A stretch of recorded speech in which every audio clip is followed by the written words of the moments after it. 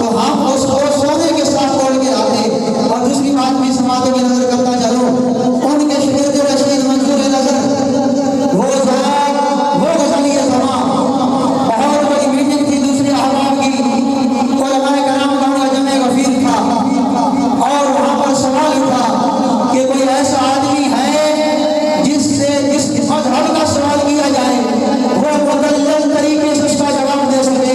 تو پیارے آشی بھائی اپنے نہیں تھے بیگانے، اپنے نہیں تھے، بیگانوں کی میٹنگ تھی، ان کا اجلاس تھا۔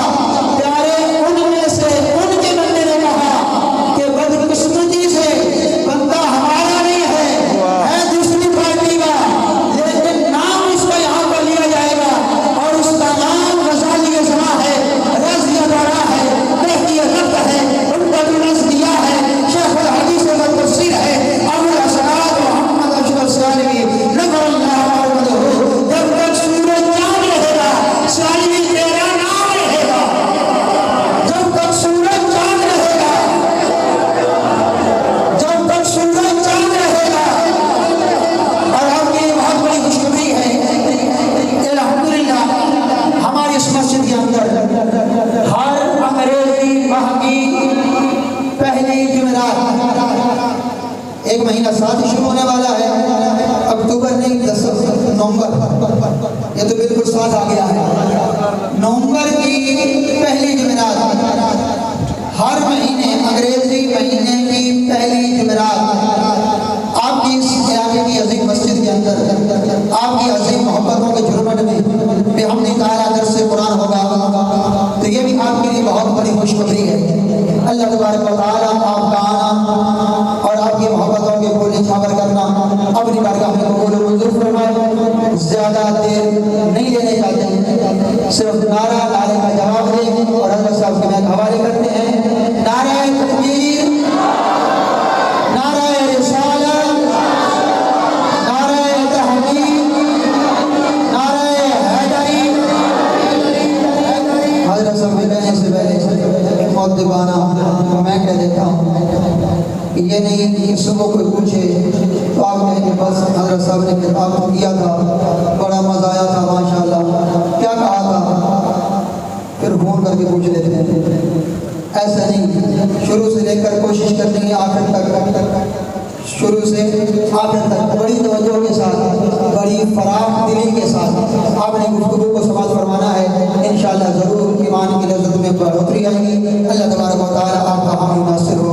جناب محترم شیخ الحدیث و تفسیر حضرت العلامہ مولانا مفتی محمد ابوبکر السالمی صاحب۔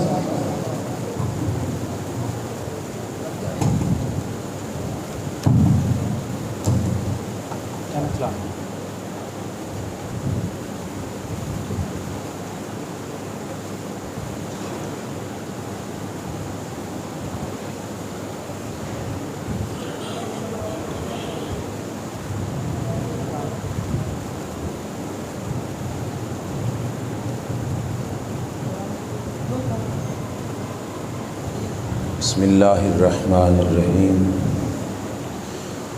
قال اللہ تبارک و تعالی فی الکلام الکریم الذین آتیناہم الکتاب یعرفونہ کما یعرفون ابناءہم وإن فریقا منہم لیکتمون الحق وہم یعلمون۔ صدق اللہ العظیم۔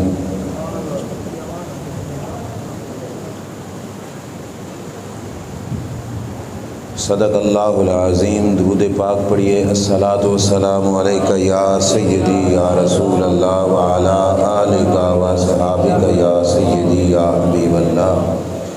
الصلاۃ والسلام علیکہ یا سیدی یا نبی اللہ وعلی آلک و صحابک یا سیدی یا نور اللہ۔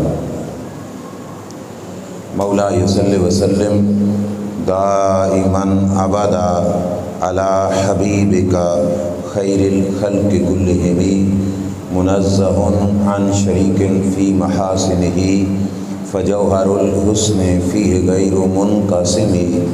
یا اکرم الخلق مالی من الوذ بہ سواک عند حلول الحادث العممی ولن یدیک رسول اللہ جاہ کبھی اذا الکریم تجلی باسم منتقمی محمد تاج رسول اللہ کاتبۃ محمد صادق الاقوال والکلم رب صلی وسلم دائما ابدا علی حبیبک خیر الخلق کلہم۔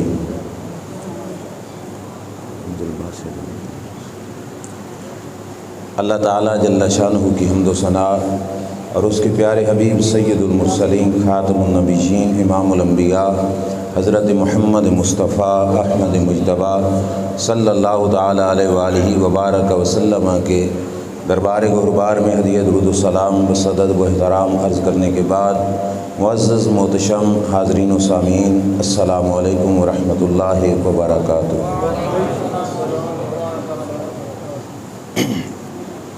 میلاد مصطفیٰ صلی اللہ تعالیٰ علیہ وآلہ وسلم کے اس پروگرام میں آپ کو مجھے حاضری کی سعادت نصیب ہو رہی ہے۔ دعا کیجئے اللہ تبارک و تعالی حق سچ کہنے کی اور سمجھ کر عمل کی توفیق عطا فرمائے۔ بیان سے پہلے میں یہ گزارش کر دیتا ہوں کہ توجہ مکمل گفتگو کی طرف رکھنی ہے۔ کسی کے آنے جانے اٹھنے بیٹھنے سے آپ کی توجہ ادھر ادھر نہ ہو۔ اس کا فائدہ یہ ہوگا کہ جو چند لمحے ہم لوگ اکٹھے مل کر بیٹھیں گے اس سے آپ کو بھی اور مجھے بھی کوئی نہ کوئی فائدہ حاصل ہو جائے گا۔ ہم جس محفل پاک میں آئے ہیں یقیناً میرے آنے کا مقصد اور آپ کے محفل سجانے کا مقصد اللہ رسول کی رضا ہی ہے، اور رضا الہی کے حصول کی خاطر میں چند باتیں آپ حضرات سے کسی عنوان کے ساتھ ہی عرض کروں گا کہ جس کے ذریعے سے ہم سب کو ایک ایسا فائدہ حاصل ہو کہ جو فائدہ فقط زندگی میں نہیں بعد از موت بھی برقرار رہے۔ پہلے یہ بات ذہن نشین کیجئے کہ انسان کے پاس جو سرمایہ ہے سب سے قیمتی سرمایہ وہ ایمان کا سرمایہ ہے۔ اے روپیہ پیسہ دولت بینک بیلنس یہ جاگیرداری یہ کوٹھیاں بنگلے یہ گاڑیاں یہ سب کچھ یہاں پہ رہ جائیں گی، قبر میں انسان کے ساتھ جائے گا تو ایمان جائے گا۔ ہم اپنا تمام تر سرمایہ اس کو بچانے کی اس کے حفاظت کرنے کی کوشش کرتے ہیں، لیکن مصیبت یہ ہے کہ ہم اپنے ایمان کے سرمایے کے معاملے میں بہت کمزور ہیں کہ ہم اس سرمایے کے تحفظ کے لیے کوئی کوشش ہی نہیں کرتے۔ آج کی گفتگو میں ہم نے اسی حوالے سے آپ حضرات کے ساتھ بات کرنی ہے اور ایک دلی جذبہ دینا چاہتا ہوں کہ جس کے تحت ہر بندے کا ایمان اس بات کی طرف متوجہ ہو جائے کہ ہم نے اپنے ایمان والے سرمایہ کو کس طرح بچانا ہے۔ آپ کو پتہ ہے سرمایہ جتنا قیمتی ہوتا ہے ڈکیت اور چور اس پر اتنی زیادہ نظر رکھتے ہیں۔ توجہ ہے آپ کی؟ سرمایہ جتنا قیمتی ہوتا ہے چوروں کی نظر اس پہ اتنی ہی زیادہ ہوتی ہے۔ اب چور کا پتہ ہے کیا کام ہوتا ہے؟ اے ابتدائی بات بڑی توجہ سے سمجھنا تب سارا موضوع سمجھ آئے گا اور آسانی سے سمجھ آئے گا۔ چور کی پتہ کیا خواہش ہوتی ہے کہ جو مالک ہے نا سرمایہ کا وہ کسی اور طرف لگ جائے۔ دوسری چیز بھی ہوتی اسی کی ہے لیکن اس کے دھیان میں لگا کر وہ اصل سرمایہ لوٹ کے لے جاتا۔ اس بات کی سمجھ آئی؟ خدا نخواستہ کسی آدمی کی کوئی چیز لٹ جائے پکڑی جائے اور کوئی چور چوری کر جائے اور چور بھی پکڑا جائے کہ اس نے وہ چیز چرا لی ہے۔ اب چور شاطر ہوگا نا تو کیا کرے گا کہ وہ اس مالک کو کسی ایسے دھیانے لگائے گا کہ اس کی توجہ ادھر گئی اور وہ سرمایہ لے کے اڑ جائے گا۔ ایسے ہوتا ہے کہ نہیں ہوتا؟ عام طور پر ایسے ہوتا ہے کہ آپ نے چور کو اپنے ہاتھوں میں پکڑا ہوا ہے، وہ کہے گا او تیری ٹوپی ڈہ گئی، آپ ادھر کو دیکھنے لگو گے اور چور بھاگ جائے گا۔ ایسے ہے کہ نہیں؟ او تیری جوتی پھٹی ہوئی ہے، آپ ادھر دیکھنے لگو گے اور چور بھاگ جائے گا، کسی اور طرف دھیان لگا کر اصل مقصد سے ہٹا کر چور چوری کر کے لے جاتا ہے۔ آپ چوک بیٹھو گے تو مجھے لگے گا سمجھ نہیں آ رہی، سبحان اللہ بے شک نہ کہو، لیکن پتہ چلے کہ آپ کو سمجھ آ رہی ہے۔ یہ بات سمجھ آئی کہ چور، سرمایہ لوٹنے والا کسی غیر اہم، مطلب اتنی اہم نہیں ہوگی جتنا وہ سرمایہ اہم ہوگا، اس کا دھیان لگا کے سرمایہ لوٹ کے چلا جائے گا۔ دنیا کے سرمایہ کے لوٹنے والے بھی ایسے ہی چور ہیں، اور ایمان کے سرمایہ کو لوٹنے والے بھی ایسے ہی چور ہیں۔ اصل چوری اور ڈکیتی اور اصل حملہ اس خاص سرمایہ پر ہونا ہے جو ایمان والا سرمایہ ہے۔ اور کبھی ہمیں دھیان لگا دیتے ہیں کہ فلاں چیز کرنی سنت ہے یا نفل ہے، کبھی ہمیں دھیان لگائیں گے بھائی سورۃ فاتحہ بھی پڑھنی ہے کہ نہیں پڑھنی، کبھی اس دھیان لگائیں گے کہ آمین اونچی کہنی ہے یا آہستہ کہنی ہے، کبھی دھیان لگائیں گے کہ ہم نے سورۃ فاتحہ امام کے پیچھے پڑھنی ہے کہ نہیں پڑھنی، رفع یدین کرنا ہے کہ نہیں کرنا، فلاں کام جائز ہے کہ نہیں جائز۔ اس دھیان میں لگا کر جو اصل سرمایہ ہے اس سے بندے کے دھیان کو ہٹا لیا جائے گا۔ میں ثابت کروں گا، نہ ثابت کروں تو بے شک مجھے جانے ہی نہ دینا، ٹھیک ہے، کہ ان دھیانوں میں لگا کر جو اصل سرمایہ ہے اس سے بندے کے دھیان کو ہٹانے کی کوشش کی جاتی ہے۔ آپ کی توجہ ہے؟ آپ کو بھی ایسے واسطوں سے واسطہ پڑتا رہے گا، ایسے لوگوں سے واسطہ پڑتا ہوگا جو ایسی ایسی باتیں آپ کے ذہنوں میں ڈالیں گے، پر اصل جو بات ہے اس بات سے بندے کے ذہن کو ہٹا کر اب بچہ یہ سوالات لے کے پھرے گا کہ یہ چیز کیا ہے، یہ چیز کیا ہے، یہ چیز کیا ہے، اور ہمارا ذہن جو اصل سرمایہ ہے اس سے ہٹانے کی کوشش کی جائے گی۔ یاد رکھنا، نماز ہو، روزہ ہو، حج ہو، زکوٰۃ ہو، رب یہ ساری عبادتیں بعد میں دیکھتا ہے، مصطفیٰ کریم کی غلامی کو پہلے دیکھتا ہے۔ میری تقریر کا جوشیلا جملہ نہ سمجھنا اس کو، میں ثابت کروں گا کہ نماز، روزہ، حج اور بولی حج اور یہ ساری عبادتیں اللہ بعد میں دیکھتا ہے، اپنے رسول کی تابعداری پہلے دیکھتا ہے۔ سمجھ آئی کہ نہیں؟ رسول کی غلامی پہلے دیکھتا ہے، اللہ تبارک و تعالی عبادتیں بعد میں، رسول کی غلامی۔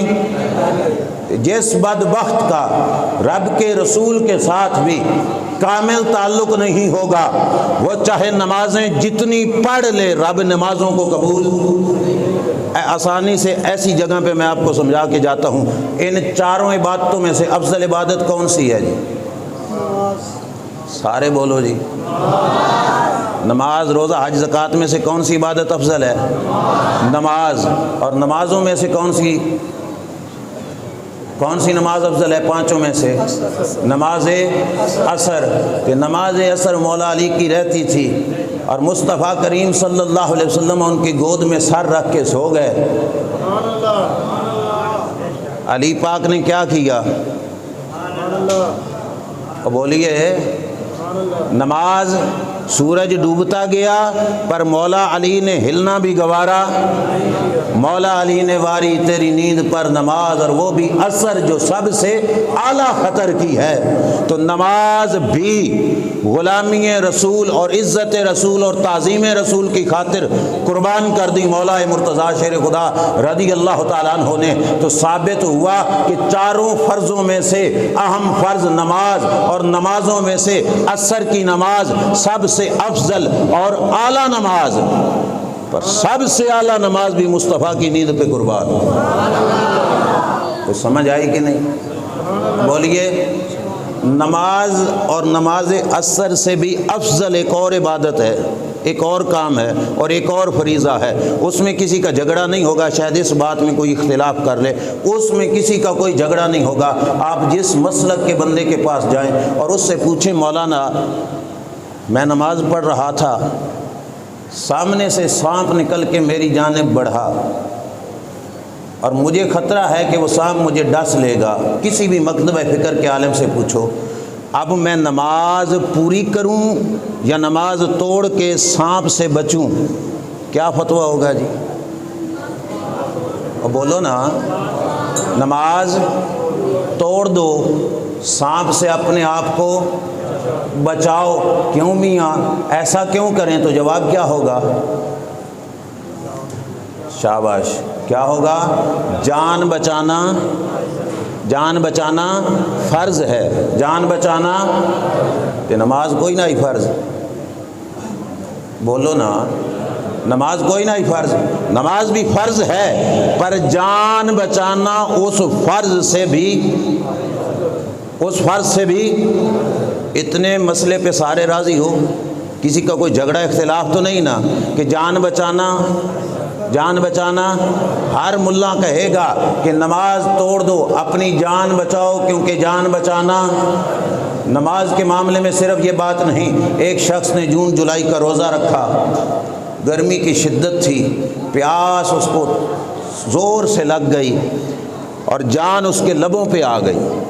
آپ چل پڑو، مولانا نصر صاحب کے پاس آؤ، یا اپنے چک کی ہر مسجد میں گھوم کر مسئلہ پوچھو کہ مریض روزہ دار ہے ایک شخص اور جان اس کی لبوں پہ ہے اور بس مرنے کے بالکل قریب ہے، اور وہ شخص روزہ نہیں توڑ رہا، اب شریعت کا حکم کیا ہے کہ وہ کیا کرے؟ تو فتویٰ کیا ہوگا؟ بولو نا، کہ پانی پی لے، پانی روزہ توڑ دے، کیوں میاں؟ جواب کیا ہے؟ جان بچانا۔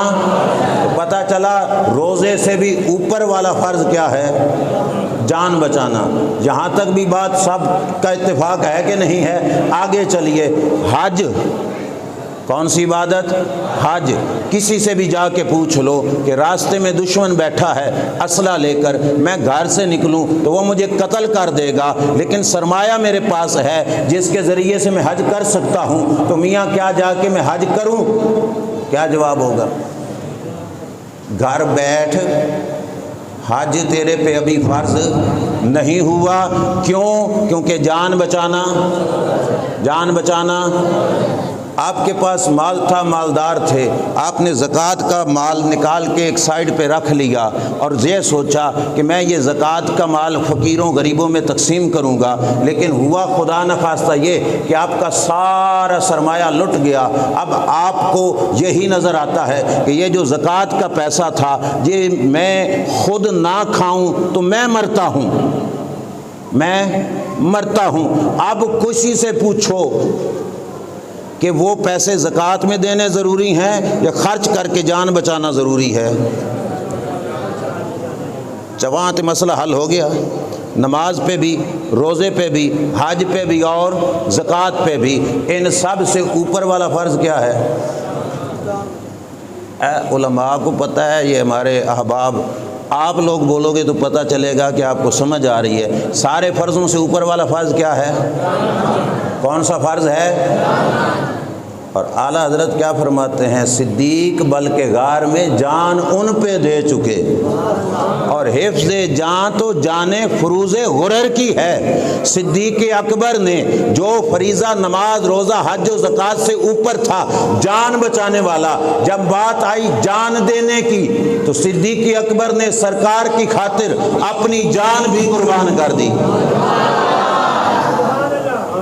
کوئی بندہ شاید یہ کہے کہ یہ تو روایت ضعیف ہے، یہ کمزور ہے، مجھے یہ بتاؤ صحابہ اپنی جانیں تلیوں پہ رکھ کے بدر میں کوئی نہیں گئے تھے؟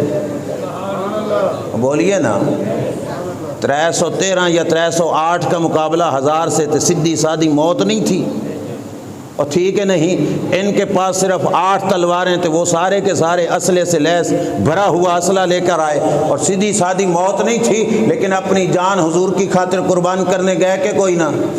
رب ناراض ہوا کہ راضی ہوا؟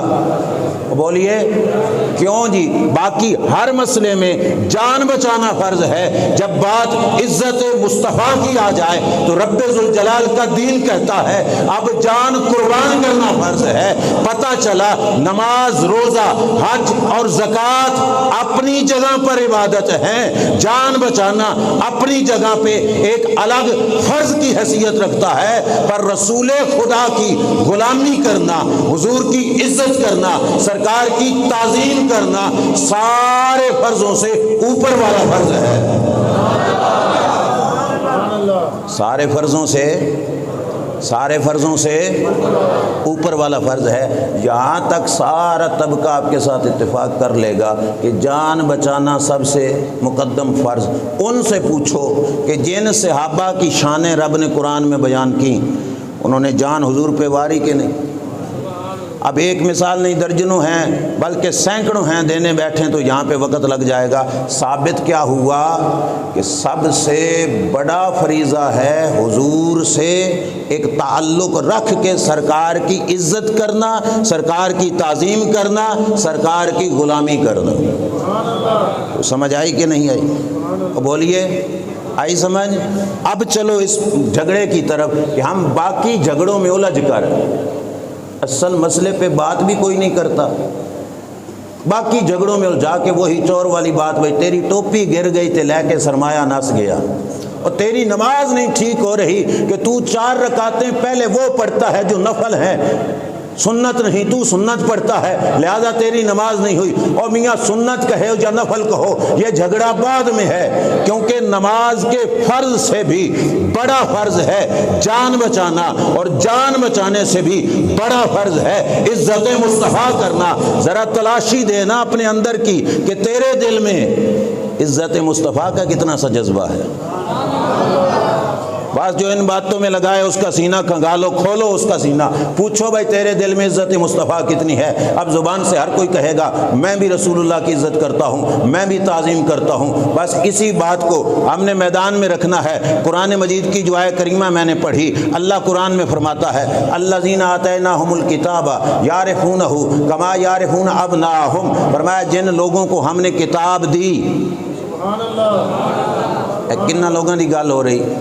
تورات, انجیل اور زبور والوں کی. جن لوگوں کو ہم نے کتاب دی, یعرفونہ کما یعرفون ابناہم, میرے محبوب وہ تجھے پہچانتے ہیں جیسا کہ اپنے بیٹوں کو پہچانتے ہیں. جیسا کہ اپنے, ذہن بھائی حاضر رکھ کے میرے ساتھ چلنا, جیسا کہ اپنے بیٹوں کو پہچانتے ہیں. ایک گروہ کی بات ہوئی, رب نے دوسرے گروہ کا ذکر کیا. قرآن ہی پڑھ رہا ہوں, باہر نہیں. وَإِنَّ فَرِيقًا مِّنْهُمْ لَيَكْتُمُونَ الْحَقَّ وَهُمْ يَعْلَمُونَ, اے حبیب انہی میں سے ایک ٹولہ وہ ہے جو حق کو چھپاتا ہے, جو حق کو وَهُمْ يَعْلَمُونَ, حالانکہ جانتے وہ بھی ہیں کہ حق یہی ہے, جانتے وہ بھی ہیں کہ حق. کتنے ٹولوں کی بات آ گئی جی؟ قرآن میں کتنے ٹولوں کی بات آ گئی؟ اگر آپ جاگ رہے ہو تو رب نے ان 2 گروہوں کا ذکر کیا, فرمایا کہ یہ دونوں کامیاب ہو گئے, فرمایا کہ یہ دونوں ایمان والے ہو گئے, جنت میں چلے گئے. نا بابا, رب نے دونوں کا ذکر کیا, یہ نہیں فرمایا پہچاننے والا کامیاب ہو گیا, اور یہ بھی نہیں فرمایا کہ جو جان کر جھٹلانے والا ہے وہ کامیاب ہو گیا. نہیں, تو ثابت کیا ہوا؟ جاننے والا فقط کامیاب نہیں, پہچاننے والا فقط کامیاب. تو لگ گئی گل, یہ سمجھ بھی آئی؟ سمجھ آئی؟ جو حضور کو صرف جانتے ہیں وہ بھی کامیاب. جانتا تو ابو جہل بھی تھا کہ یہ محمد بن عبداللہ ہے, جانتا تھا کہ نہیں؟ بولیے. یہ حضرت عبداللہ کے گھر میں پیدا ہوئے, ان کے ابا جان ان کی ولادت سے پہلے وصال کر گئے, یہ اپنی ماں کے گھر میں پیدا ہوئے. 6 سال کی عمر میں ان کی والدہ محترمہ کا انتقال ہو گیا. دادا جان کی پرورش میں رہے, دادا جان کی پرورش کے بعد اپنے چاچا جی کی پرورش میں رہے. 40 سال کی عمر میں اعلان نبوت کیا. جانتا تھا ابو جہل کہ نہیں؟ ابو لہب, یہ ساری باتیں جانتا تھا کہ نہیں؟ کامیاب ہیں؟ بولو, کامیاب ہیں؟ تو پتہ چلا فقط جاننے والا کامیاب. پہچانتے بھی تھے وہ لوگ نبی اکرم صلی اللہ علیہ وسلم کی ذات اقدس کی, جو شانیں تورات و انجیل میں لکھی تھیں وہ شانیں یہودیوں اور عیسائیوں نے باقاعدہ طور پہ ذات مصطفیٰ میں دیکھیں, اور ان کو پتہ چل گیا کہ واقعی یہ وہی ہیں جن کا ذکر حضرت موسیٰ علیہ السلام, حضرت عیسیٰ علیہ السلام کار کے گزر گئے, دنیا سے پردہ کر گئے. پہچان انہوں نے لیا, پر کامیاب ہوئے؟ بولیے, کامیاب ہوئے؟ یا اللہ تو ہی بتا کامیاب کون ہوگا، نہ جاننے والا کامیاب نہ پہچاننے والا کامیاب۔ رب کا قرآن فرماتا ہے فقط جاننے سے کامیابی نہیں ملتی، فقط پہچاننے سے کامیابی نہیں ملتی، کامیابی اس کو ملتی ہے جو جانے گا، پہچانے گا، پھر مصطفیٰ کریم کو مانے گا۔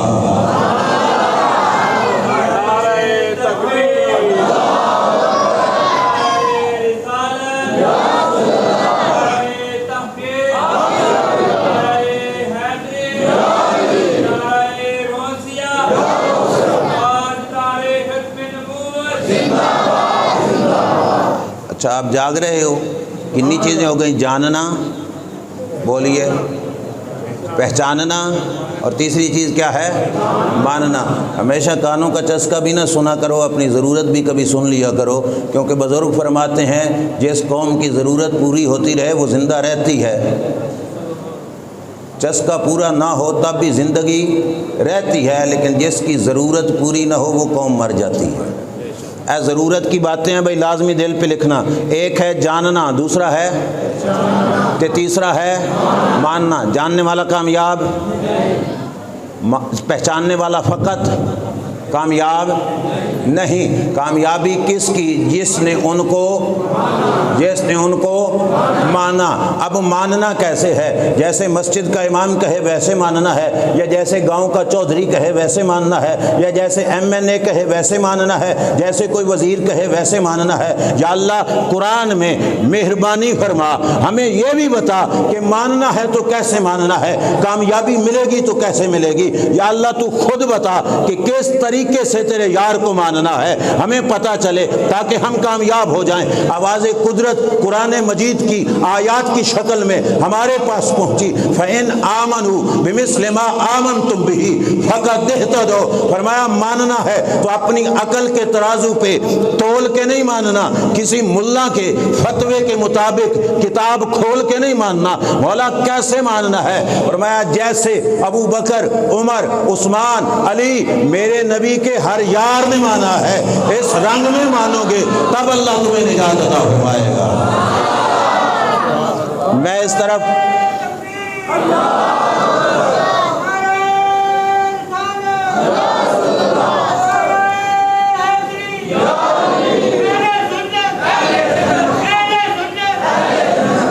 بھائی میں اس طرف بھی آؤں گا، کئی بیٹھے ہوں گے ہمارے اندر بھی جن کے ذہن میں ہوگا، بڑے خوش ہو رہے ہوں گے کہ ٹھیک ہے پھر صدیق نے میلاد منایا، عمر نے میلاد منایا، میں اس طرف آ جاؤں گا، لیکن پہلے عمل سے پہلے عقیدہ ضروری ہے۔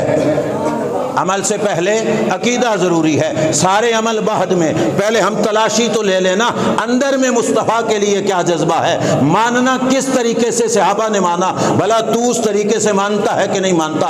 ہم تیری تقریر بھی بعد میں سنیں گے، تیرا لیکچر بعد میں سنیں گے، تیری گفتگو بعد میں سنیں گے، پہلے تلاشی دے کہ تو نے رسول کو اس طرح مانا جیسے ابو بکر صدیق نے مانا۔ اب مجھے بتاؤ، آج کے دور کے کروڑوں ملا ابو بکر صدیق کے جوڑے کی خاک کی برابری کر سکتے ہیں؟ اور بولیے ان کے ایمان کے کوئی کروڑوں میں حصے جتنا ان کا ایمان ہو سکتا ہے؟ سنیے بھائی، ابو بکر صدیق رضی اللہ تعالی عنہ نے مصطفیٰ کریم صلی اللہ علیہ وسلم کو کس رنگ میں مانا؟ حدیث بخاری شریف کی، ادھر ادھر سے نہیں پڑھنا، بخاری شریف، تاکہ آپ کل گلی میں بھی بیان کریں تو کوئی آپ کو یہ نہ کہے کہ روایت ضعیف ہے۔ حدیث ہے بخاری شریف کی، مسجد تھی مسجد نبوی، یاد کر کے اٹھنا ہے یہاں سے، مسجد نبوی تھی، مصلی امامت جماعت کا وقت ہو گیا، رسول کریم صلی اللہ علیہ وسلم کسی قبیلے کی صلح کی خاطر باہر گئے ہوئے تھے، صحابہ نے اتفاقی طور پر مصلی امامت پہ ابو بکر صدیق کو کھڑا کیا، نماز شروع ہو گئی، نماز کا آغاز ہو گیا، صفیں بن گئی، تکبیر تحریمہ ہو گئی۔ نماز کے دوران اللہ کے رسول مسجد شریف میں تشریف لے کے آئے۔ اب مسئلہ آپ نے بتانا ہے، امام مصلی پہ ہو چکا ہو، صفیں بن چکی ہوں، باہر سے آنے والا کہاں پہ کھڑا ہوتا ہے؟ کہاں پہ کھڑا ہوتا ہے؟ پیر طریقت ہو، بولتے جاؤ ڈرنا نہیں، پیر طریقت ہو، مفتی صاحب ہو، عالم ہو، चौधरी साहब हों, माहिर साहब हों, पीछे सबके नाम लेने में वक्त लग जाएगा, वैसे ही फजूल में जो भी हो पिछली सफ में खड़ा होगा। रसूल करीम आए, आखिरी सफ में खड़े हुए। अब जो सफ में साथ खड़े थे, मस्जिद नबवी थी, ईमान वाले थे और दौरे मोहम्मदी था, वो थे कौन? कौन थे? कौन थे? कुरान में जिनके बारे में रब ने फरमाया उनके जैसा ईमान होगा तब तुम्हें हिदायत मिलेगी, वो साथ वाली सफ वाले सहाबा थे। जब रसूल उनके साथ खड़े हुए, मेरे नबी के सहाबा को गवारा न हुआ, होवे रब दा यार कह दी कांड पीछे खलोवे, हो ही नहीं सकता। अब पढ़ नमाज रहे थे, दौराने नमाज सरकार साथ खड़े हुए, उनके दिल में आ गया ना कि हुजूर को इज्जत भी तो देनी है, सरकार की ताज़ीम भी करनी है, सरकार का अदब भी करना है। आखिरी साफ वालों ने हाथ पे हाथ मारना शुरू कर दिया ताकि अब बोले भी नहीं, ताकि नमाज भी बरकरार रहे, नमाज को तोड़ा भी नहीं ताकि नमाज भी बरकरार रहे। हाथ पे हाथ मारा किस मकसद के लिए? कि अगली सफ वालों को पता चले कि हमने रास्ता देना है, रब के महबूब ने आगे आना है। इस वास्ते उन्होंने यूं हाथ पे हाथ मारा, आवाज पैदा हुई, अगली सफ वालों की तवज्जो हुई, पता चला रब के महबूब सफ में आ गए। सरकार के लिए उन्होंने जगह खाली की, सरकार आखिरी से अगली सफ में पहुंच गए।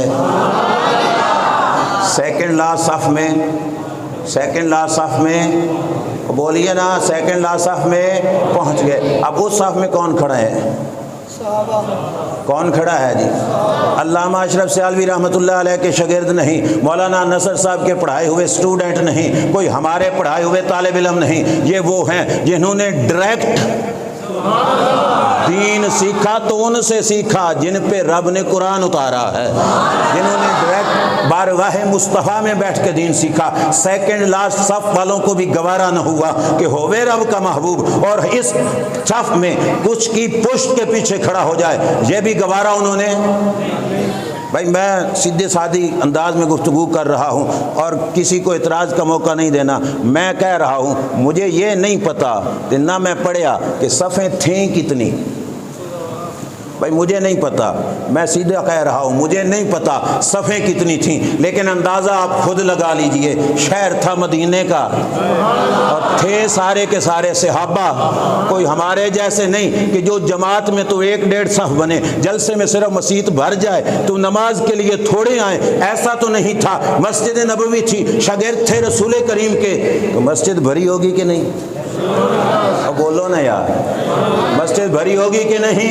अब सफ़ें कितनी हैं नहीं पता यार, हमें हमारे लिए परेशानी का सबब न बनो, नहीं पता। लेकिन इतना पता है जिस सफ़ में भी सरकार गए और उस सफ़ से आगे सफ़ थी, सहाबा को गवारा न हुआ कि सरकार किसी से पीछे खड़े हों। उन्होंने हाथ पे हाथ मारा और अगली सफ़ में सरकार को भेजा ताकि सरकार हमसे आगे जाएं। अच्छा जी, चलते चलते, क्योंकि गिनती का नहीं पता, सरकार पहुंच गए पहली सफ़ में। पहली सफ़, जिस सफ़ से आगे सफ़ कोई नहीं, जिस सफ़ से आगे पूरी सफ़ क्या है? मुसल्ला। क्या है?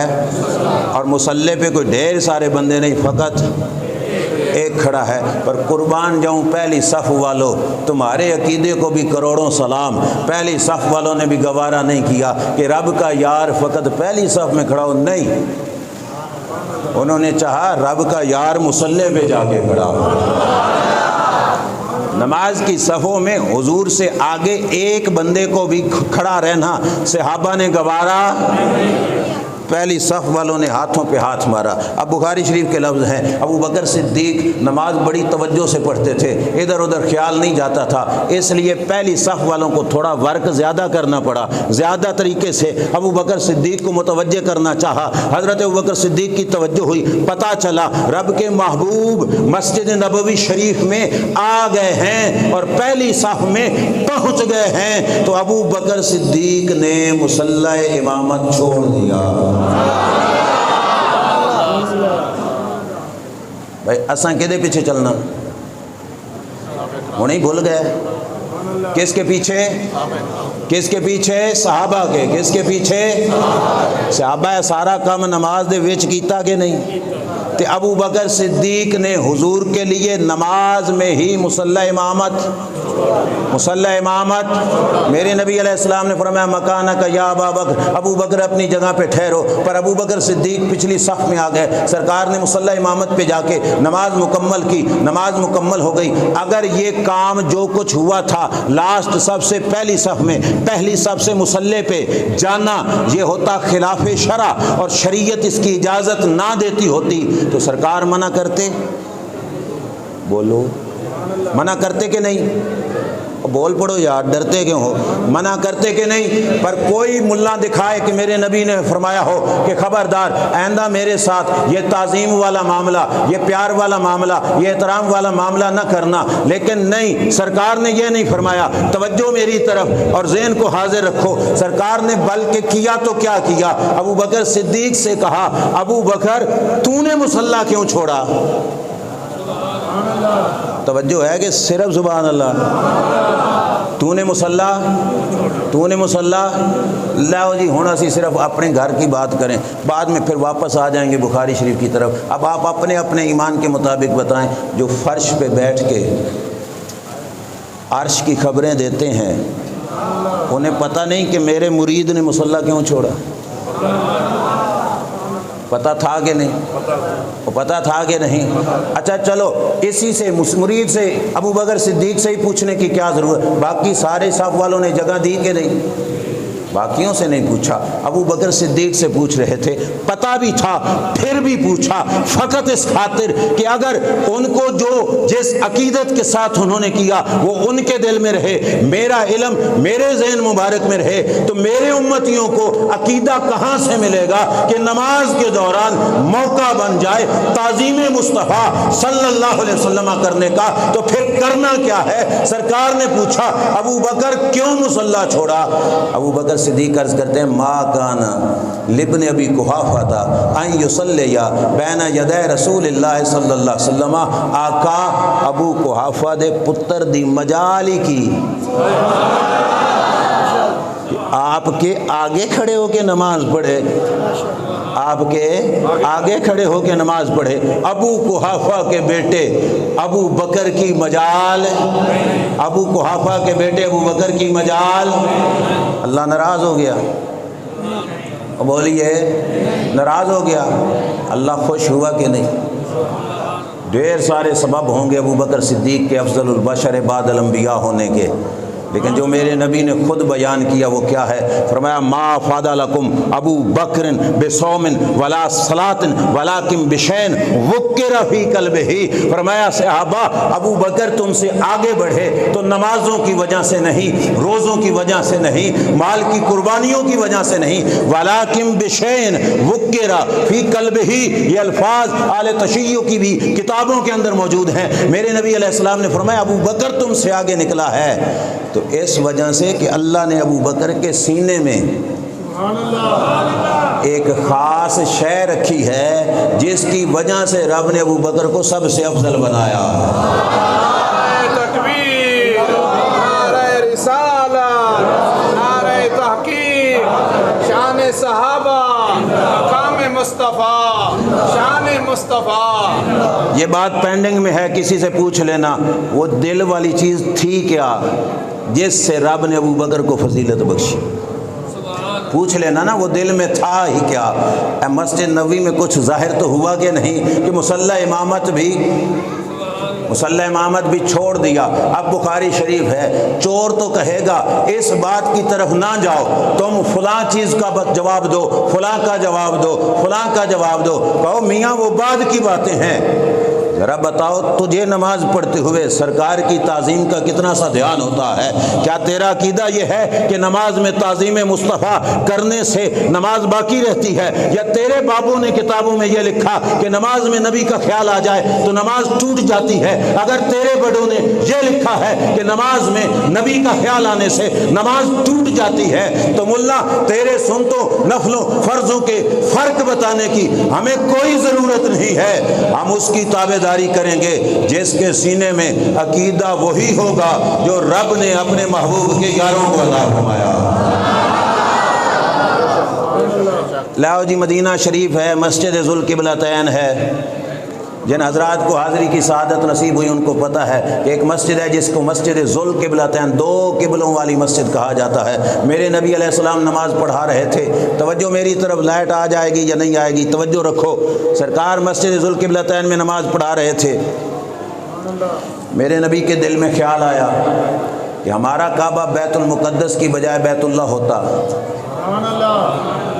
ہمارا کعبہ بیت المقدس کی بجائے بیت اللہ ہوتا تو حضور کے دل کے خیال پر رب نے اسی وقت جبریل کو بھیجا، جاؤ جبریل حضور کو کہو کہ اپنا چہرہ مسجد حرام سے، مسجد اقصیٰ سے مسجد حرام کی طرف پھیر لے۔ توجہ ہے کہ گھبرا گئے؟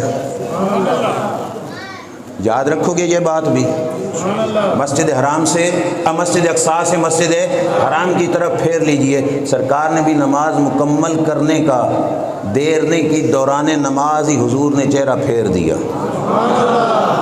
ابھی آپ نے جاگ کے تھوڑی باتیں مجھے بھی بتانی ہے تاکہ میں آگے چلوں۔ مصلی امامت پہ تھے حضور اور منہ تھا بیت المقدس کی طرف، اور بیت المقدس کی طرف منہ ہو تو پشت بنتی ہے بیت اللہ کی طرف، اور جب آرڈر آیا کہ منہ کرو کدھر، بیت اللہ کی طرف، تو بالکل اپوزٹ سائڈ پہ کیا کرنا تھا؟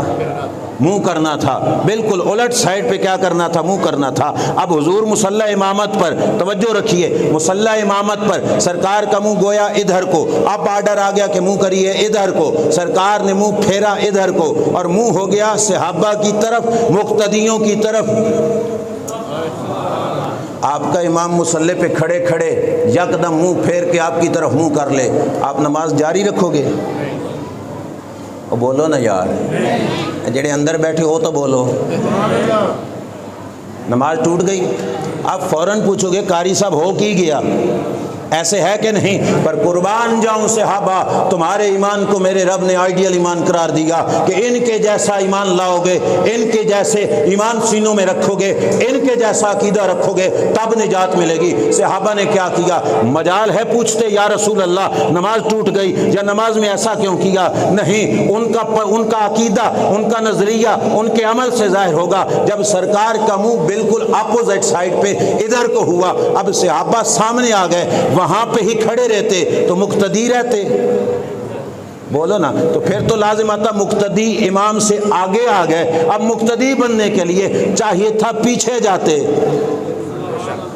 کروڑوں سلام صحابہ آپ کے عقیدے کو، جتنی بھی صفیں تھیں، اب پھر مجھے نہیں پتا صفیں کتنی تھیں، جتنی بھی صفیں تھیں، مسجد ذوالقبلتین کی نماز تھی، صحابہ نے نصف چکر کاٹا،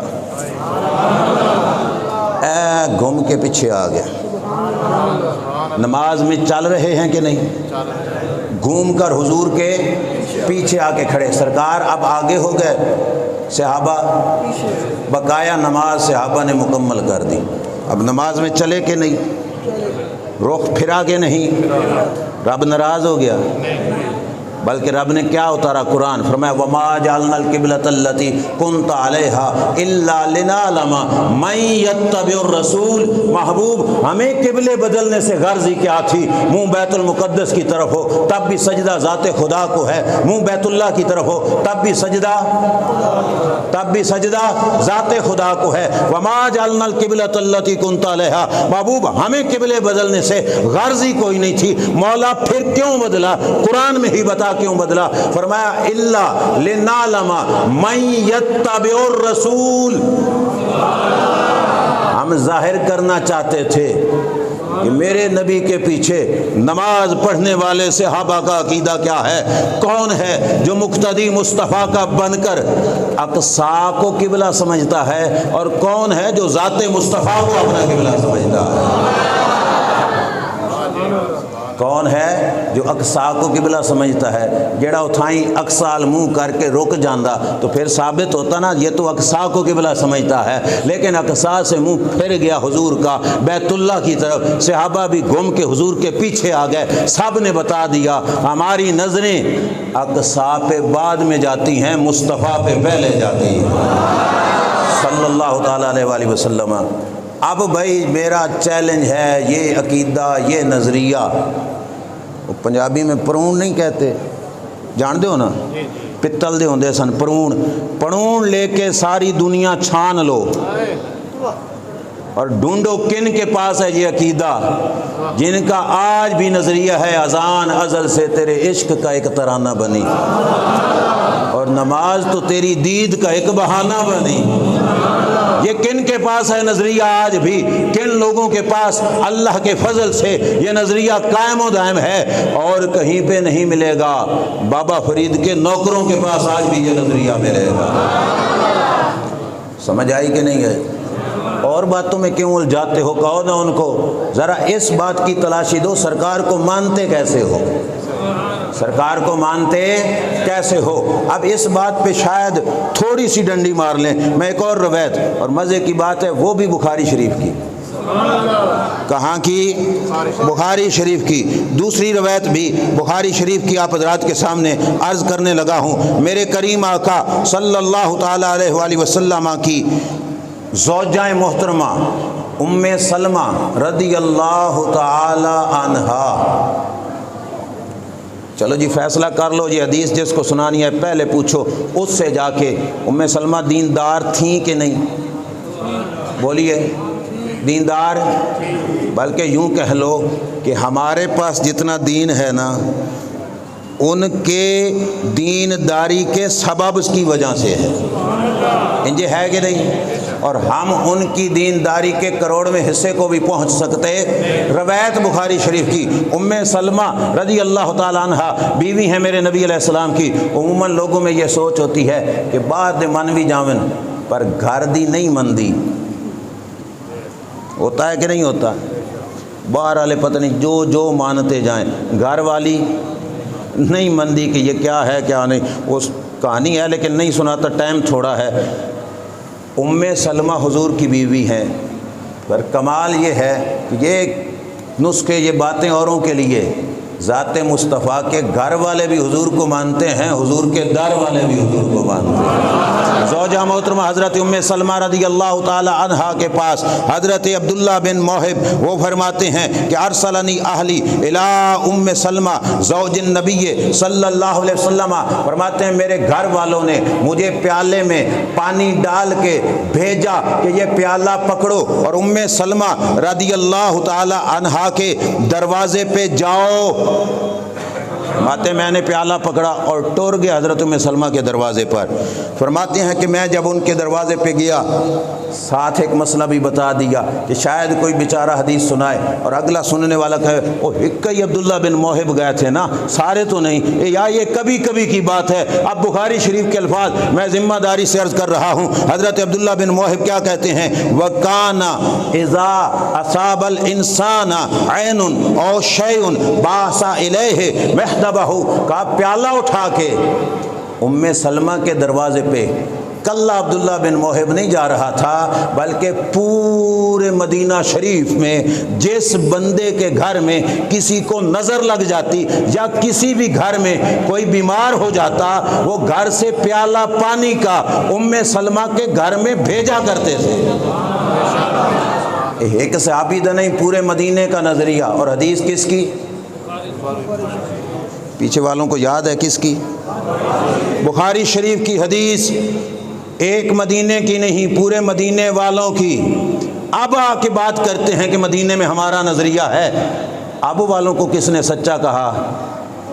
تاب والوں کو تو سچا قرآن نے کہا، جن کا ذکر ہم کر رہے ہیں ان کی کیوں نہیں مانتے؟ تمہیں کیا تکلیف ہوتی ہے؟ عبداللہ بن موہب کہتے ہیں اور بھی جاتے تھے، میں بھی پیالہ لے کے ام سلمہ رضی اللہ تعالیٰ عنہ کے دروازے پہ گیا۔ حضرت ام سلمہ نے چاندی کی ایک ڈبی نکالی اور چاندی کی ڈبی نکال کر پانی کے پیالے میں گھمائی اور کہا لے جاؤ، مریض کو پلا دینا، اللہ شفا دے گا۔ عبداللہ بن موہب کہتے ہیں میں نے کہا اے روزانہ لوگ ہی آندے نے، گویا کہ یہ مفہوم ہی بنتا ہے کہ لوگ روزانہ آتے ہیں، ایسا ہوتا ہے۔ ذرا چیک تو کروں نا کہ چاندی کی ڈبی میں تریاک کون سا پڑا ہوا ہے۔ دوائی کون سی ہے، ٹیبلٹ کون سی ہے، کون سا نسخہ ہے جو چاندی کی ڈبی میں ام سلمہ رضی اللہ تعالی عنہا نے چھپا کے رکھا ہے؟ بخاری شریف کی حدیث، عبداللہ بن موہب کہتے ہیں فَطَّلَعْتُ فِي الْجُلْجُلِ، میں چاندی کی ڈبی میں جھانک کر دیکھنے لگا کہ آیا چاندی کی ڈبی میں ہے کیا؟ فرماتے ہیں فَرَأَيْتُ شَعْرَاتٍ حَمْرَاء، میں نے چاندی کی ڈبی میں مصطفیٰ کے بال مبارک دیکھے۔ نعرہ تکبیر، نعرہ رسالت، نعرہ تحقیق، شان مصطفیٰ، مقام مصطفیٰ۔ لہٰذا جی رک جاؤ، بتاؤ چاندی کی ڈبی میں کیا دیکھا؟ حدیث دکھانی میری ذمہ داری ہے، آپ تو بولو نا، کیا دیکھا؟ سرخ رنگ کے بال مبارک۔ حضرت عبداللہ بن موہب نے ام سلمہ کے پاس جو ڈبی تھی اس میں کیا دیکھے؟ سرکار کے بال مبارک۔ سارے مدینے دا اتفاق ثابت ہویا کہ نہیں کہ چاندی کی ڈبی میں مصطفیٰ کے بال رکھ کے پانی میں گھما کے دے دو، رب شفا عطا فرما دے گا۔ لاؤ جی اب پھر عقیدہ دوبارہ میدان میں دینے لگا ہوں۔ چاندی کی ڈبی میں آج بھی کچھ رکھ کے گلے میں لٹکانا کن کے پاس ملتا ہے؟ بولیے کن کے پاس ملتا ہے؟ وہ تو بڑا خوشی سے کہتے ہیں دیکھا عمرے پہ گئے تو گلے کا تعویذ کاٹ نہیں دیا گیا، دیکھا تم حج کے لیے گئے تو تمہارے گلے کا تعویذ کاٹ نہیں دیا گیا، شرک ہے۔ اور میاں آج والوں کو کس نے کہا کہ یہ عقیدے حقہ کا حوالہ ہے؟ جن کو رب نے عقیدہ سچا ہونے کا حوالہ پیش کیا ہے ان کا عقیدہ یہ ہے کہ چاندی کی ڈبی میں قرآن کی آیت لکھ کر محفوظ کر کے شفا لینا تو دور کی بات ہے، وہ چاندی کی ڈبی میں مصطفیٰ کے بال رکھ کر رب سے شفائیں مانگا کرتے تھے۔ لاؤ جی ہوں پھر اپنے گھر دی گل، تسی دسو شفا ملتی تھی کہ نہیں؟ بولیے شفا ملتی تھی کہ نہیں؟ رب کو کام ہوتا ناپسند تو رب شفا کو روک لیتا، بھائی شفا تو نہ جا، تاکہ پھر کوئی بندہ اینج دا کام نہ کرے۔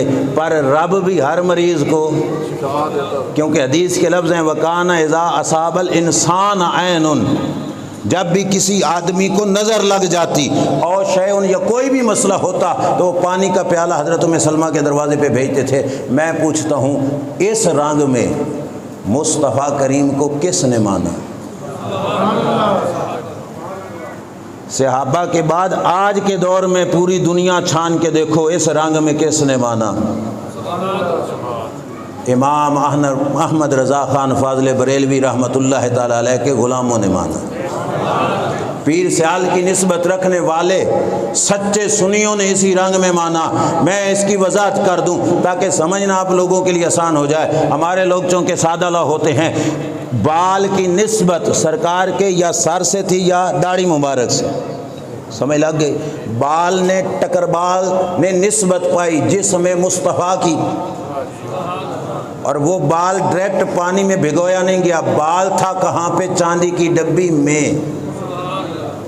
بال نے چوپا جسم مصطفیٰ، اب بال پانی میں نہیں لگا، بال کا تعلق اور نسبت بنا چاندی کی ڈبی کے اندرون کے ساتھ، اندر کے ساتھ، پانی کے ساتھ ٹکرایا چاندی کی ڈبی کا بیرون، باہر والا حصہ، اور رب نے دے دی وہاں پہ بھی شفا۔ ثابت ہوا جو چوتھی نسبت میں بھی اپنے محبوب کی نسبت پر شفائیں عطا فرماتا ہے، وہ نبی کو ہمیں مشکل کشا نہیں کہنے دے گا۔ جو بالوں کو مشکل کشا بنائے، بال سے نسبت رکھنے والی چاندی کی ڈبی کو مشکل کشا بنائے، چاندی کی ڈبی پانی میں پھری، وہ پانی کو مشکل کشا بنا دیتا ہے۔ ڈھونڈو یہ عقیدہ کس کے پاس ہے جو کہے نسبت مصطفیٰ کے فیض سے پانی بھی مشکل کشا بن سکتا ہے؟ سمجھ لو عقیدہ صحابہ والا رکھتا ہے، اور جو ہاتھ میں ہاتھ دینے والے علی کو بھی مشکل کشا نہ مانے، اور جس نے اتنے ہینڈ ویل بنا کے تقسیم کیے ہو کہ کوئی مشکل کشا نہیں، کوئی حاجت روا نہیں۔ میاں تو نے بخاری کیوں نہیں پڑھی؟ اگر پڑھی ہے تو یہ روایت تجھے کیوں نہیں ملی؟ اگر ملی ہے تو صحابہ کے طریقے پہ تو کیوں نہیں چلا؟ صحابہ تو بال بھی چاندی کی ڈبی میں رکھ کے بھگو کے پانی پی کے شفائیں مانگتے ہیں، تو نظریہ کیا ہے کہ رب اس چاندی کی ڈبی کے ساتھ نسبت رکھنے والے پانی کو بھی مشکل کشا بھی بناتا ہے، حاجت روا بھی بنا دیتا ہے۔ آؤ جی آخر پہ اب اس بات کو آگے لے کے چلیں۔ ایک اور روایت میں آپ حضرات کے سامنے وہ مسلم شریف کی عرض کرنے لگا ہوں۔ یہ بات بھی حضرت ام سلمہ رضی اللہ تعالیٰ عنہ کی ہے، اور کمال کی بات یہ ہے کہ انہوں نے کوئی ایک ایک چیز حضور کی نہیں سنبھال کے رکھی، پتہ نہیں کیا کیا کچھ نسبت والی چیزیں سنبھال کے رکھی ہیں۔ حضرت ام سلمہ کے پاس حضور کا ایک جبہ شریف تھا، جبہ سمجھ دو عربی لباس۔ حضرت ام سلمہ فرماتی ہیں میرے سے پہلے حضرت عائشہ کے پاس تھا، اور حضرت عائشہ سے پہلے وہ جبہ حضور کے پاس تھا۔ سرکار دو عالم صلی اللہ تعالیٰ علیہ وآلہ وسلم کے پاس جبہ شریف، سرکار کے وصال کے بعد وہ جبہ آ گیا حضرت عائشہ، اور حضرت عائشہ کے بعد جبہ آ گیا حضرت ام سلمہ رضی اللہ تعالیٰ عنہا کے پاس۔ حضرت ام سلمہ رضی اللہ تعالیٰ عنہا اس جبے کو فقط لوگوں کی زیارت کے لیے اپنے پاس نہیں رکھا ہوا تھا، بلکہ کیا ہے جس وقت حضرت ام سلمہ کے پاس جبہ تھا تو حضرت ام سلمہ رضی اللہ تعالیٰ عنہ کا جو عمل شریف ہے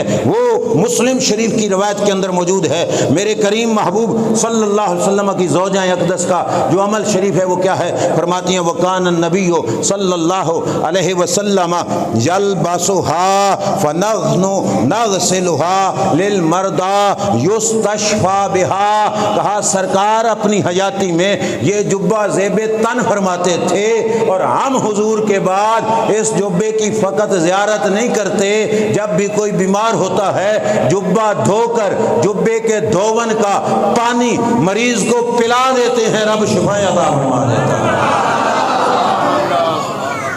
کس کتاب کی حدیث ہے؟ مسلم کی۔ کس کی یہ روایت بھائی؟ مسلم شریف کی۔ کس کی؟ مسلم شریف کی روایت کہ حضرت ام سلمہ جبہ پانی میں بھگو کر مریضوں کے علاج کا سبب بنا کرتی تھیں۔ جبہ مشکل کشا بنا کے نہیں، بولو نا، جبے کا پانی بھی مشکل کشا بنا کے نہیں، شفا ملی کہ نہیں جبے کے پانی سے؟ تو جبے کا پانی بھی مشکل کشا بن گیا۔ ہمارے ذرا ذرا سے لفظ پہ اتنا بڑا بڑا فردوہ کود کے آ جاتا ہے، ہمیں کہنا پڑے گا ذرا اپنا سینہ تو چیک کراؤ، جس سینے میں تمہارا مصطفیٰ کریم صلی اللہ علیہ وسلم کے ساتھ ہمیں تعلق تو نظر آئے، پتہ تو چلے کہ تم نے مصطفیٰ کریم صلی اللہ علیہ وسلم کو کیسے مانا۔ لو جی آخر پہ ایک سادہ سی دلیل، اور وہ آپ حضرات کی میں سے ان پڑھ کو، چھوٹے بچے کو، بوڑھے کو بھی، کم سمجھ والے کو بھی آسانی کے ساتھ سمجھ میں آئے گی۔ توجہ میری طرف رکھیے، کسی بھی ملا کو سرکار کی ذات اقدس کے بارے میں پہچان نہ ہو، ربیع الاول کا مہینہ اس پہچان کا بہترین ذریعہ ہے۔ پانی پھڑانا جی۔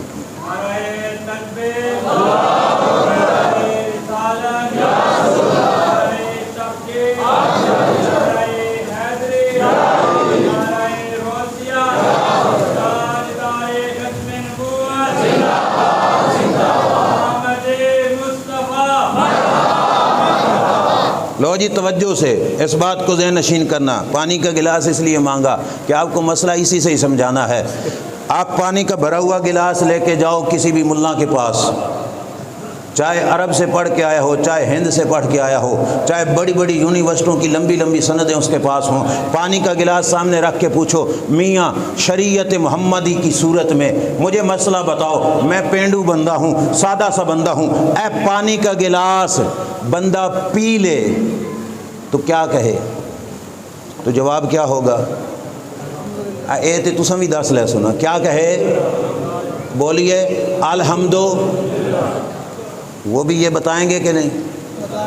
شک ہو تو پوچھ بھی لینا چیک کر کے، ٹھیک ہے؟ کسی سے بھی کہو کہ پانی کا گلاس پی لیں، اور پانی کا گلاس اللہ ہمارے حلق سے نیچے اتارے، ٹھنڈا پانی اللہ اپنی کرم نوازی سے ہمیں نصیب کرے۔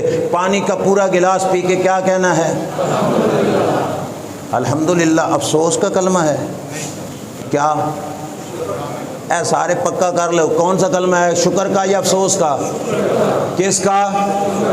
چلو مولانا نے خود بتا دیا، الحمدللہ شکر کا کلمہ۔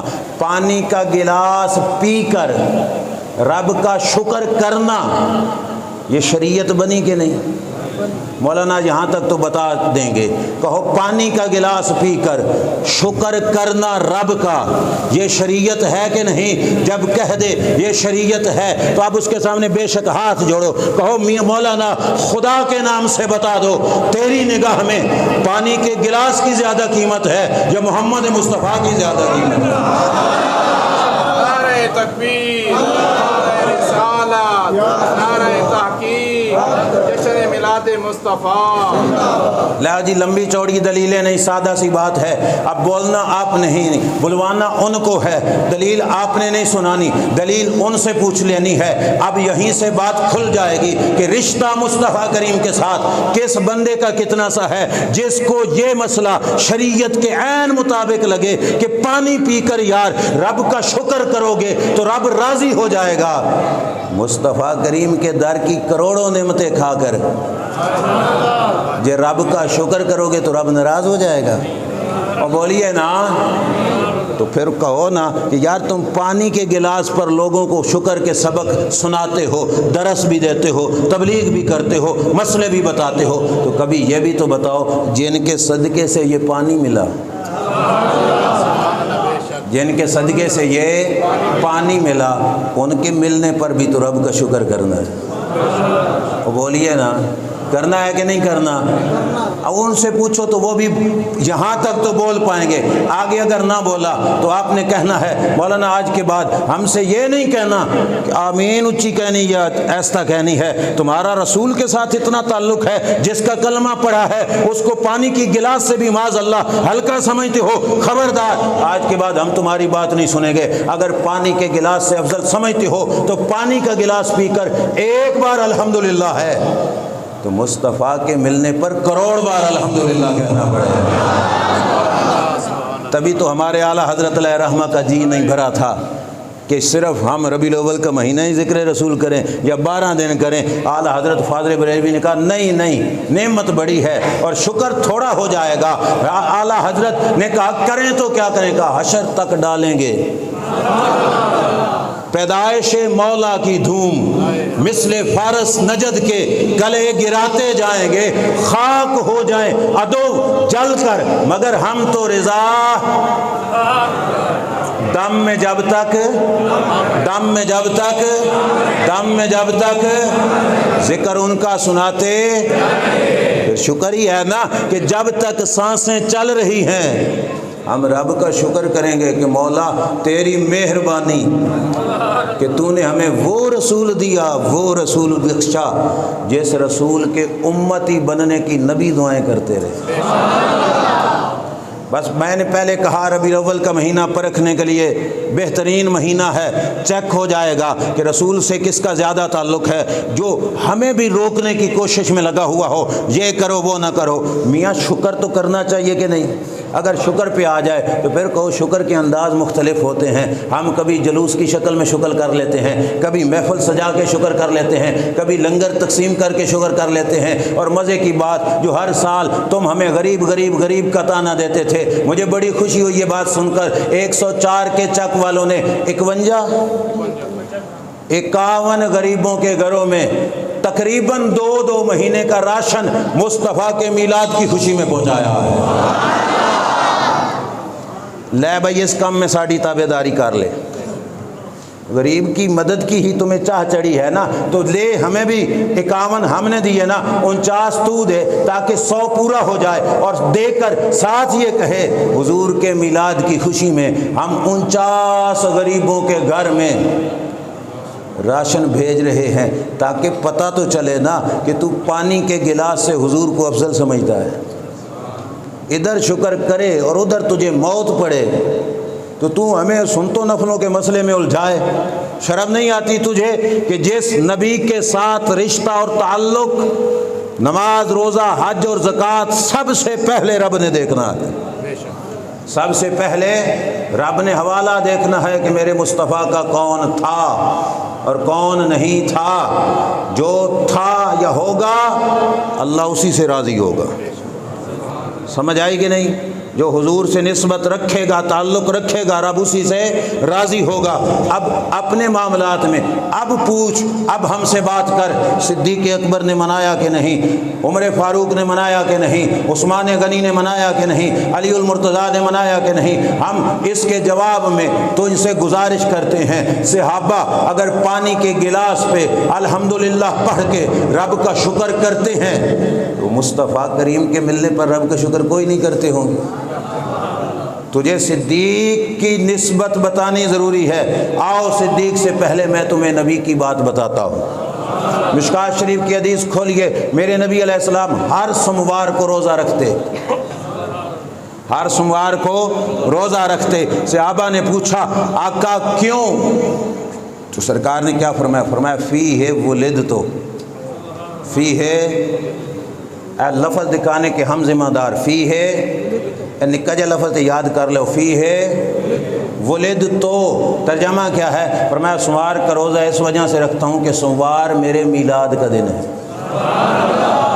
سوموار میرے میلاد کا دن ہے۔ چلو اس عمل میں ہمیں تو کہہ بھی لے غلط، تو روزہ رکھ کے تو منانا، روزہ رکھ کے تو منانا، اپنے مقتدیوں کو یہ تو سبق پڑھانا کہ ہر سوموار کا روزہ رکھا کرو سرکار کے میلاد کی خوشی میں۔ ہمیں بھی تو پتہ چلے تیرا مصطفیٰ کریم سے کوئی تعلق ہے۔ اگر نہ تو روزہ رکھے، نہ تو جلوس نکالے، نہ تو جلسہ کرے، تو نہ ہی تو شکر کا لفظ بولے اور ہر بات کے مشورے ہمیں ہی دے، تو پتہ چلا تیری مسجد سے بھی پتہ چلتا ہے کہ حضور سے تعلق ان لوگوں کا ہے۔ سمجھ آ رہی نا؟ کیونکہ ہمیں مشورہ ہے تو اس کا مطلب یہ ہے کہ مانتا ہے بھائی تواڈے نے تے تساں ہی کرو، تواڈا ہی کام ہے۔ تے ہم تو الحمدللہ، ہمارے امام نے کہا تھا دم میں جب تک دم ہے ذکر ان کا سناتے جائیں گے۔ اس سال ہمارے احباب کہہ رہے تھے مہنگائی بڑی ہے، خرچے بڑے ہیں، پتہ نہیں لوگ میلاد کیسے منائیں گے یا کیسے نہیں منائیں گے۔ رب کے فضل سے اب پوچھو علماء سے، اس سال پہلے سے بھی رش زیادہ ہے، پہلے سے بھی رش، تو کیوں نہ ہوئے وَلَلْآخِرَةُ خَيْرٌ لَكَ مِنَ الْأُولَى، محبوب ہر آنے والی گھڑی تیری پچھلی سے بہتر ہوگی۔ اب سنو، مدینہ شریف سے، مکہ شریف سے سرکار ہجرت کر کے مدینہ شریف کی طرف جا رہے تھے۔ الوفا ابن جوزی کی اس کے اندر یہ بات موجود ہے، میرے نبی علیہ الصلوۃ والسلام نے جس وقت مدینہ شریف کی دھرتی پہ قدم رکھا، کافروں نے ایک بندہ تیار کیا تھا جس کا نام تھا بریدہ، اور 70 بندے اس کو ساتھ دیے تھے۔ کہا حضور علیہ السلام کو مدینہ میں داخل ہوتے ہی انٹری کے وقت ہی فوراً معاذ اللہ شہید کر دو یا پکڑ کر گرفتار کر کے لے آنا۔ بریدہ اسلمی 70 بندے لے کر حضور کی راہوں میں تھا۔ اب ہو گئی ملاقات راہ ہی راہ میں۔ سرکار جو مکہ سے آئے تھے وہ 3 حضرات تھے، حضرت ابوبکر، نبی پاک علیہ السلام اور ایک تھا خادم، 3 حضرات مکہ سے آئے تھے مدینہ کی طرف۔ 70 بندے لے کر 71واں یہ حضور کے راستے میں پہنچا۔ اب مقصد تو اس کا اور تھا۔ مدینے کے تاجدار نے پوچھا تیرا نام کیا ہے؟ تو بولا میرا نام ہے بریدہ۔ کیا نام ہے؟ بریدہ بنا ہے با، را اور دال، اور برد کا معنی ہوتا ہے ٹھنڈک۔ اللہ کے رسول نے فرمایا چلو بارد الامر، ہمارا معاملہ ٹھنڈا ہو گیا، معاملہ ٹھنڈا ہو گیا۔ فرمایا تیرا قبیلہ کیڑا؟ کہنے لگا اسلم۔ کیا قبیلہ ہے؟ اسلم۔ اسلم بنتا ہے سلامتی سے۔ سرکار نے فرمایا چلو کوئی گل نہیں، معاملہ سلامتی کی طرف آ گیا۔ اور زبان وہ تھی جس زبان سے جو نکلتا ہے وہ کن کی کنجی بن کے نکلتا ہے، تیر قضا بن کے نکلتا ہے۔ سرکار نے فرمایا ٹھیک ہے، معاملہ سلامتی کی طرف آ گیا۔ رب کے محبوب کے ان 2 لفظوں میں رب نے تاثیر اتنی رکھی تھی کہ قتل کے بہانے سے آیا تھا، چہرہ ودھا دیکھتے اور یہ 2 جملے سنتے ہی عرض کرنے لگا آقا مجھے اپنے غلاموں میں شامل فرما لیجیے۔ کلمہ پڑھ لیا، سرکار کا غلام بنا۔ الوفا ابن جوزی کے لفظ ہیں جس وقت اپنے 70 71واں خود تے 3 یہ کتنے بن گئے؟ 74 بندے یہ مل گیا حضور علیہ السلام کے ساتھ اور مدینہ شریف میں انٹری ہونے لگی تو بریدہ اسلمی کے دل نے کہا ہن انجے تے نہیں جانا مدینے، اب پہلے 3 تھے اب ہو گئے 74، تو اب ایسے تو نہیں جانا، اب کیسے جانا ہے؟ عرض کیا لا تدخل المدینہ الا ومعک لواء یا رسول اللہ صلی اللہ علیہ وسلم، آقا اب ایسے نہیں جانا، اب ایسے جانا ہے جیسے کسی علاقے کا افسر چودھری وڈیرا اس علاقے میں داخل ہوتا ہے، اور بڑے کے داخل ہونے کا انداز یہ ہوتا ہے کہ جب وہ لشکر لے کے جاتا ہے تو جھنڈے بھی اٹھائے ہوئے ہوتے ہیں۔ یہ ریت آج بھی موجود ہے، سرکاری گاڑی افیسر والی تو سامنے جھنڈی لگی ہوتی ہے کہ نہیں؟ علامت کس کی ہوتی ہے؟ افسر دی گڈی، ایویں ہے کہ نہیں؟ برائدہ اسلمی نے آج کلمہ پڑھا، مصطفیٰ کریم کے غلاموں میں داخل ہوا تو کہا اب ایسے ہی داخل ہو جائیں بغیر جھنڈے کے تو یا رسول اللہ یہ گوارا نہیں، کیا یا رسول اللہ جھنڈا اٹھا کر جھنڈا لہرا کے جانا ہے؟ تو عین اس موقع پر جھنڈا کہاں سے لاتے؟ مکتبۃ المدینہ تو بنا ہی کوئی نہیں تھا اس وقت، تو کہاں سے لاتے جھنڈا؟ تو حضرت برائدہ اسلمی نے کہا چلو کوئی نہیں بھائی، جب دل کرے نا اور عشق اندر سے مچلے تو راہیں بھی عشق خود سکھاتا ہے۔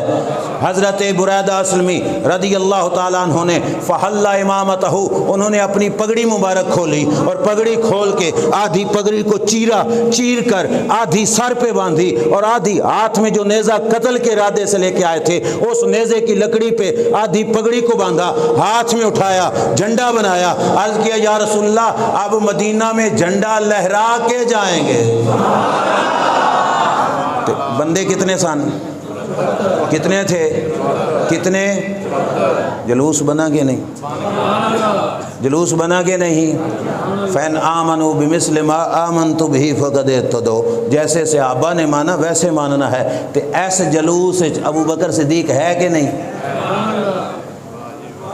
کاٹ لے پھر ابو بکر صدیق نو کہ شب ہجرت حضرت ابو بکر صدیق حضور کے ساتھ نہیں تھے، کہہ دے کہ مکہ سے ہجرت کرتے ابو بکر صدیق نہیں تھے، جب تھے تو اس جلوس میں بھی ابو بکر صدیق، بولیے ابو بکر صدیق، اب خدا کا نامان ابو بکر صدیق جلوس میں حضور کے ساتھ ہیں، جھنڈا بھی اٹھایا ہوا ہے، اور صرف جھنڈا نہیں، اب روایت مسلم شریف کی فصائد الرجال والنساء فوق البیوت وتفرق الغلمان والخدم فی الطرق وینادون یا محمد یا رسول اللہ صلی اللہ علیہ وسلم، فرماتے ہیں کہ مدینے کی گلیوں کے چھتوں پر بیبیاں، بچے، مرد چڑھ گئے تھے اور چھوٹے بچے اور جوان گلیوں میں گھوم رہے تھے اور زبان سے نعرے لگا رہے تھے یا محمد یا رسول اللہ صلی اللہ علیہ وسلم۔ اب بتاؤ اور جلوس کسے کہتے ہیں؟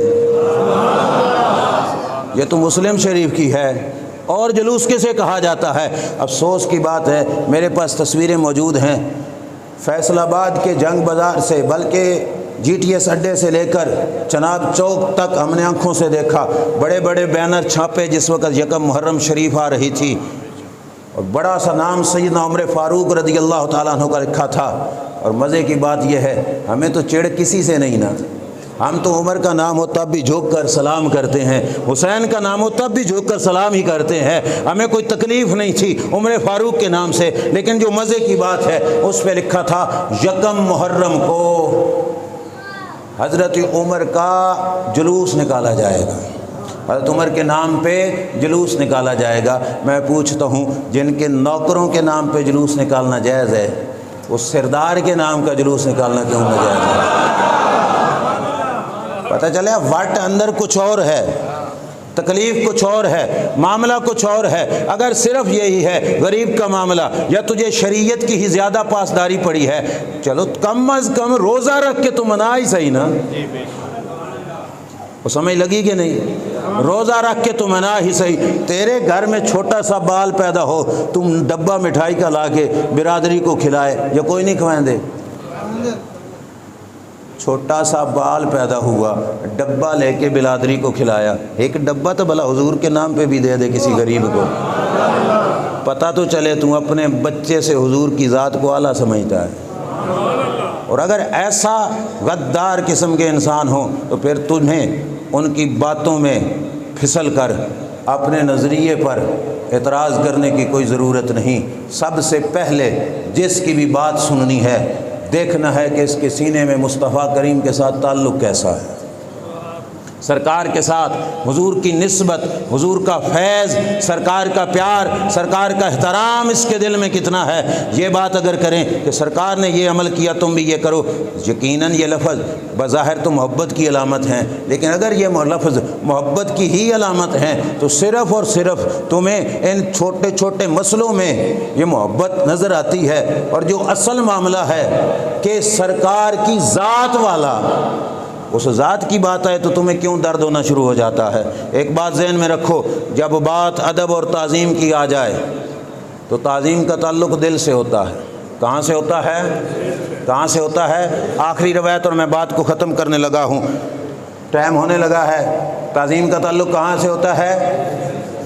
دلیل مانگنے والا اکثر اس تعظیم کے سلسلے میں ناکام ہوتا ہے۔ اس کا یہ مطلب نہیں ہم دلیل سے بھاگنے لگے، دلیلیں میں سنا چکا ہوں، لیکن اب بھی دلیل قرآن کریم سے دوں گا۔ رب فرماتے وَمَن يُعَظِّمْ شَعَائِرَ اللَّهِ فَإِنَّهَا مِن تَقْوَى، جس نے رب کی نشانیوں کی عزت، گویا کہ وہ دل کا متقی ہے۔ کہاں کا؟ اللہ کی نشانیوں کے ادب کے معاملے میں پوچھنے کی ضرورت ہی نہیں، ادب کرو، جتنی عزت کرو گے رب اس پہ اجر دے گا۔ میں روایت بخاری سے پڑھ کے بات کو ختم کر رہا ہوں۔ صلح حدیبیہ کا موقع تھا، عروہ بن مسعود ثقفی کو کافروں نے اپنا نمائندہ بنا کے مذاکرات کی خاطر حضور کی بارگاہ میں بھیجا تھا کہ تم مذاکرات کر کے آؤ کہ نبی کریم علیہ الصلوۃ والسلام کی ہمارے ساتھ کیسے بات چیت ہونی ہے۔ عروہ بن مسعود ثقفی حضور کے دربار میں حاضر ہوئے، نبی اکرم صلی اللہ تعالیٰ علیہ وسلم سے بات چیت کی، واپس گئے نا تو اپنے ساتھیوں سے کہتے ہیں کہ لوگوں وفدت علی الملوک وفدت علی کیسر و کسریٰ ما رأیت احدا یعظم اصحابہ ما یعظم اصحاب محمد صلی اللہ علیہ وسلم۔ کہا میں کیسر و کسریٰ کے دربار میں بھی گیا، میں نجاشی کے دربار میں بھی پھر کے آیا ہوں، صحافت میرا پیشہ ہے، صحافی ہوں، جگہ جگہ پہ جانا میرے روزمرہ کا کام ہے۔ میں نے بڑے بڑے بادشاہوں کے ایوان دیکھے، خدا کی قسم میں نے کسی بادشاہ کے ساتھیوں کو بادشاہ کی اتنی تعظیم کرتے نہیں دیکھا جتنی تعظیم مصطفیٰ کے صحابہ مصطفیٰ کی کرتے ہیں۔ جو دیکھا تھا وہ بھی سن لو بخاری شریف سے، وہ کیا ہے؟ وَكَانَ النَّبِيُّ صلی اللہ علیہ وسلم، حضور علیہ الصلوۃ والسلام جب بھی تھوک مبارک، لعاب دہن مبارک پھینکتے، صحابہ اپنے ہاتھوں پہ لیتے، صحابہ اپنے۔ میں چیلنج کر رہا ہوں، یہ چیلنج بڑے بڑے لوگوں کا کام ہے، ہم چھوٹے ہیں، لیکن چیلنج اس واسطے کی بات ہے عزت رسول کی، اور ہمیں سہارا بھی ہے رسول خدا صلی اللہ علیہ وسلم کا۔ پھرا لو کسی سے بھی پوچھو، ایسا عمل سے پہلے، صحابہ کے اس عمل سے پہلے کیا قرآن کی آیت اتری تھی کہ سرکار کے لعاب کو ہاتھوں پہ لینا ہے؟ یہ اتری ہے تو مولانا کوئی ہمیں بتائے کہ سرکار کے لعاب کو تم نے ہاتھوں پہ لینا ہے، یہ رب نے فرمایا ہو؟ کوئی آیت تھی؟ کسی حدیث میں آیا ہو کہ رب کے محبوب نے فرمایا ہو صحابہ سنو، جب بھی میں لعاب پھینکوں تو لعاب کو زمین پہ نہیں گرنے دینا، لعاب کو تم نے ہاتھوں پہ لینا ہے؟ کوئی حدیث بولو، کوئی حدیث، کوئی آیت؟ کہ صحابہ کیتا، رب کو پسند آیا، تو پتہ چلا جب ادب کا معاملہ ہو تو دلیلوں کے پیچھے نہیں، اپنے سینے سے ادب کا اظہار کر کے بتاتے ہیں۔ جس سے پیار کیا ہے اللہ نے اس کی تعظیم کا بھی ہمیں حق عطا فرمایا، اور صرف لعاب کو ہاتھوں پہ لیتے ہی نہیں تھے۔ سرکار کا تھوک مبارک، لعاب مبارک ہاتھوں پہ آیا تو جس بندے کی قسمت میں وہ لعاب ہاتھوں پہ مل جاتا، فدالہ کا بہا وجہہ وجلدہ، وہ لعاب دہن یوں اپنے ہاتھوں پہ مل لیتا جی میں اسی لوشن مل دیں، تو کروڑوں لوشن اس لعاب دہن کی عظمت پہ قربان۔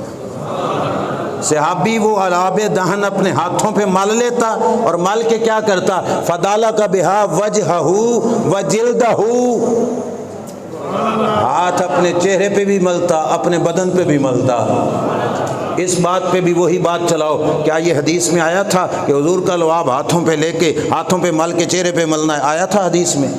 قرآن میں کہیں پہ آیا ہے تو صحابہ نے پھر بھی کر کے دکھایا ہے، ہمیں یہ سبق دینے کے لیے جب بات عزت رسول کی آتی ہے تو پھر غلام دلیلوں کو بعد میں پوچھتے ہیں، پہلے تعظیم کر کے دکھایا کرتے ہیں۔ اس تعظیم کا نتیجہ کیا نکلا؟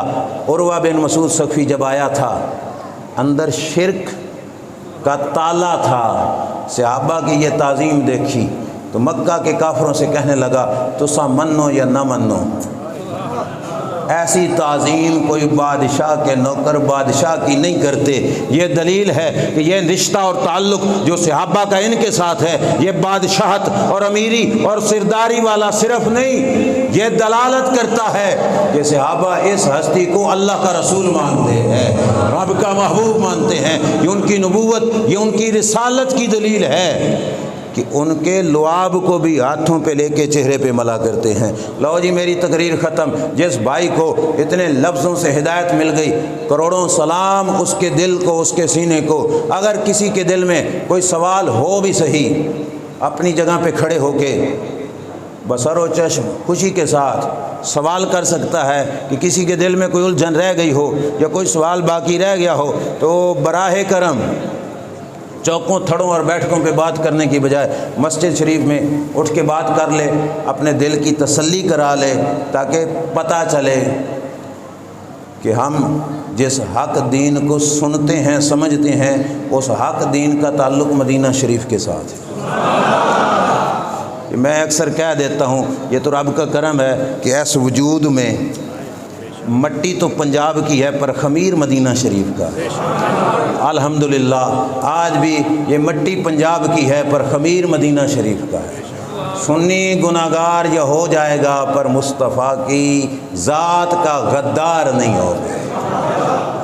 حضور کے پیار میں غداری، کو ماڑا ہو امیر ہو غریب ہو، جس کے پاس کچھ بن جائے وہ کر لے گا، جس کے پاس کچھ بھی نہیں بنے گا نا وہ اپنے چہرے کے خوشی سے بھی زمانے کو بتائے گا کہ میلاد کے مہینے میں میرے سر پہ جس نبی نے رحمت کا ہاتھ رکھا ہے اس نبی کی آمد پر میں بھی خوشی کا اظہار کر رہا ہوں۔ لو بھائی کسی کے دل میں کوئی سوال ہو براہ کرم مہربانی کر کے اٹھ کر سوال کر سکتا ہے۔ میں نظر پانی پی لوں۔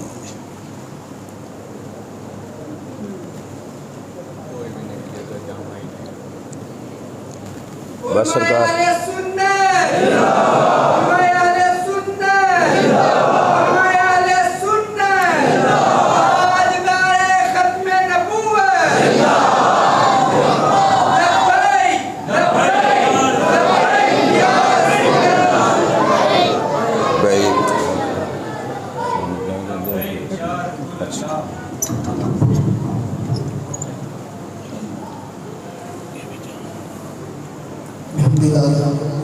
آپ نے بہت خوبصورت اور بڑی محبت کے ساتھ خطاب سنا ہے۔ انشاءاللہ العزیز بروز جمعۃ المبارک